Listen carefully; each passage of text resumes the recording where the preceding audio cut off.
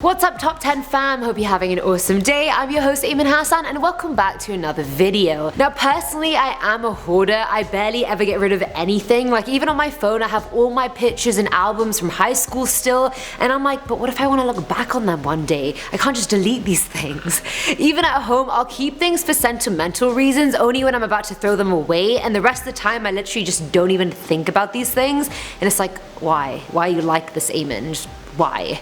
Either way, the things on this list were definitely left behind, and I don't know if you'll think that's a good or bad thing until after you hear it. So these are the top 10 scary items people abandon. Starting us off with number 10 is the 12-year-old adventure. Don't we all love a bit of childhood adventure? Either way, a 12-year-old boy in Ohio was just walking around his neighborhood, and he always knew there was an abandoned house on the street, but he also knew his mum told him like a billion times to not go in there.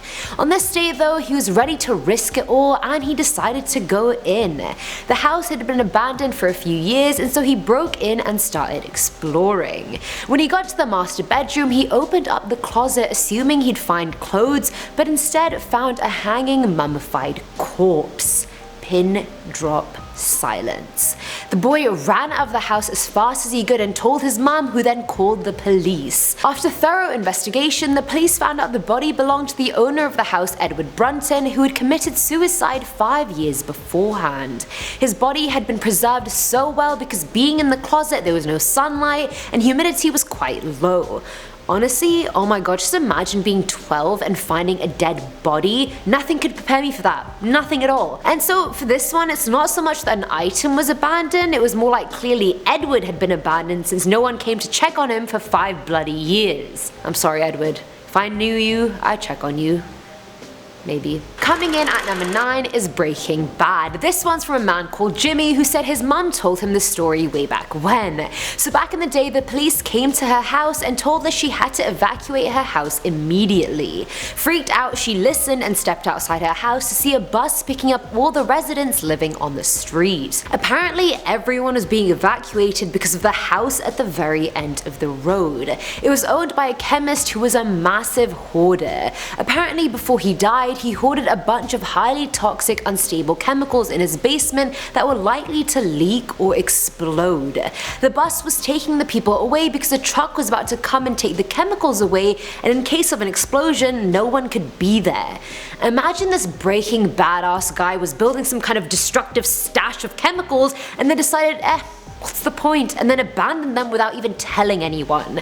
Even though, to be fair, he probably couldn't tell anyone either because they'd be like, you're a psychopath. At number 8 we have the freezer. This one hurts me to my very core. It's like someone just stabbed me 39 times in the back. Shocking and disgusting. Either way, this one comes from Redditor Ream Machine, who said their friends recently moved into a new apartment. It was a fairly new apartment, so the amenities were really nice, the kitchenware was state of the art, it was a good place.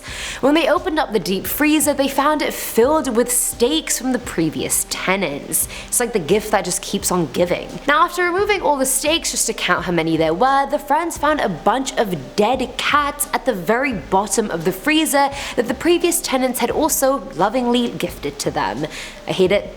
I don't want to talk about it. It's just evil. Let's move on. Filling our number 7 slot is the ceiling. So this anonymous girl was renting this old ass house, and on the first night she was alone and just decided to explore the house. Come on, like I'm sure we've all explored the Airbnbs we've rented out. Curiosity, it's human nature. Either way, she ventured into the basement and saw the ceiling was unfinished. She was just looking at the inner wiring and concrete when she saw what she thought was a spine. She literally screamed on the spot. She thought it was white wiring at first, but the more she looked at it, the more she was sure it was a spine, and not just any spine, a dog spine. My heart. So many dead animals on this list. She quickly called the landlord, not the police, because apparently the guy who rented this dog murdering house to you is more trustworthy than the police. Anyway, the landlord came, took the spine, and then left. Later on that night, she heard noises coming from the attic, and when she opened the door, a ton of crayons just fell and engulfed her. And I honestly think the landlord abandoned these items there, hoping no one would go into the attic or basement and find them. Which landlord calmly takes a dog spine found in his ceiling and just throws it away? He's probably the one who left it there. And the crayons, like, this man just has bad hiding places. Honestly, I feel bad for the girl. and the dog, and everyone involved except the landlord. Now at number 6 is the jar. Reddit user Ambulance Rabbit said him and his wife had just moved into a new house. They were unpacking their boxes in the master bedroom, and the user thought it'd be best to just get his clothes out of the way first. Honestly, I'd probably do clothes last. Too lazy. Either way, he went to the closet to dust it off, but when he opened it, he found a jar of teeth on the top shelf. I'm sorry? Can we just backtrack? A jar of teeth, you say? The couple managed to figure out they were non-human teeth and decided to keep the jar on their mantle as a conversation starter. You guys kept the jar? No, no, no! You can't be that bad at making conversation that you'd keep an abandoned jar of teeth. Come on, no. This just can't be true. This can't be what I'm hearing. Stress. I'm getting stressed. Coming in at number 5 is the burlap sack. Jim Dixon had just bought a house from a real estate agent who told him the previous owner had been quite the hoarder. And no, Jim did not buy my old house. Come on guys, I'm really not that bad. Before moving in, the guy who owned the house cleaned it up and fixed it up as much as possible before handing it over. There was some pretty weird junk in the house and he got rid of most of it, but not all of it.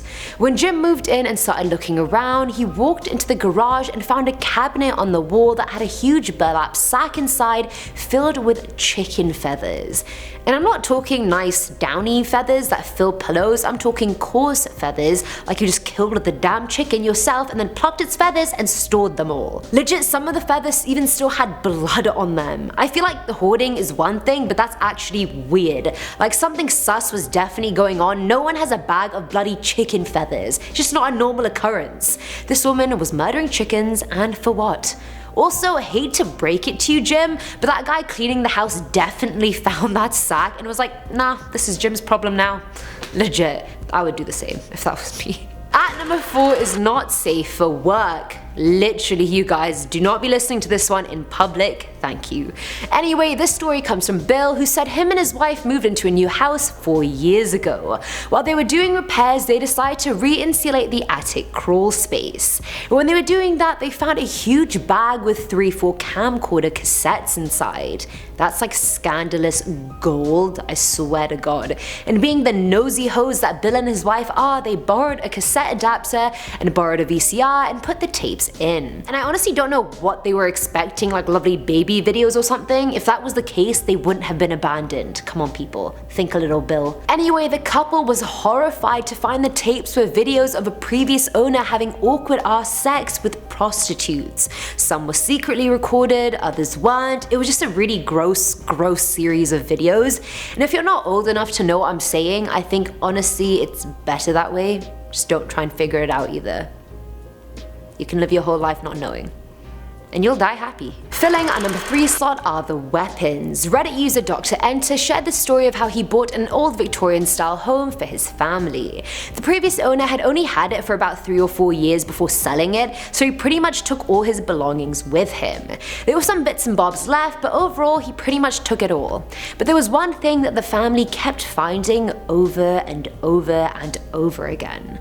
In the crawl space, in the water heater closet, stuck under the floorboards, under the sink, the family were finding countless machetes. They found more than 50 hidden all around the house, and after having lived there for 10 years now, they still randomly find them around the house.